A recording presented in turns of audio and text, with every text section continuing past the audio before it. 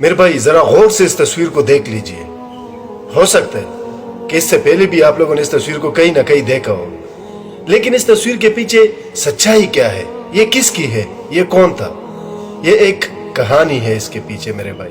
غور سے سن لیجئے، ہو سکتا ہے کچھ سیکھنے کو مل جائے.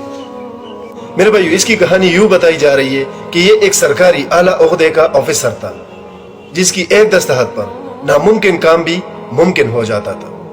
اس نے اپنے سروس کے دوران اپنے بچوں پر، اپنی بیوی پر خوب عیاشیاں کروائی ہے. نہ دن دے کا نہ رات، نہ حرام دے کا نہ حلال، بس کماتا گیا اور اپنے بچوں پر لگاتا گیا. اور اس کے بچے جب کسی ریسٹورنٹ یا کسی شادی حال یا فنکشن میں جاتے تو اپنے باپ کا نام یوز کرتے کہ میں فلانے آفیسر کا بیٹا ہوں. تو وہاں کے لوگ جتنے بھی تھے اس کی بہت عزت کرتے تھے ڈر کی وجہ سے. اتنی پاور تھی اس کے پاس. وقت گزرتا گیا، پھر ایک ٹائم ایسا آ گیا جو اس کے ساتھ ایک نام جڑ گیا، ریٹائرمنٹ کا.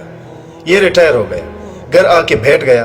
کچھ ہی عرصے بعد اس کو ایسی بیماری لگ گئی، اس بیماری کی حالت میں یہ نہ بول سکتا تھا، نہ چل سکتا تھا، اور نہ کسی کو اپنی ضرورت بتا سکتا تھا.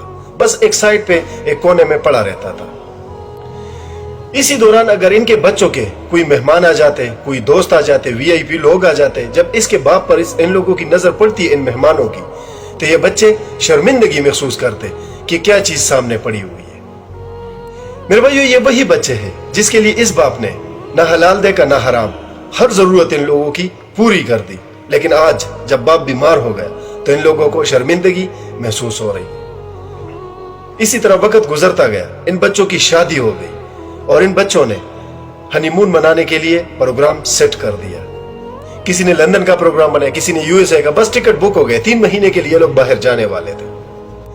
جانے سے پہلے ان لوگوں نے باپ کے لیے ایک نوکر رکھ دیا تاکہ یہ نوکر ہمارے باپ کا خیال رکھے، اس کی ضرورت پوری کرے. نوکر کو اچھی طرح سمجھا دیا. اسی طرح ایک ہفتہ گزر گیا.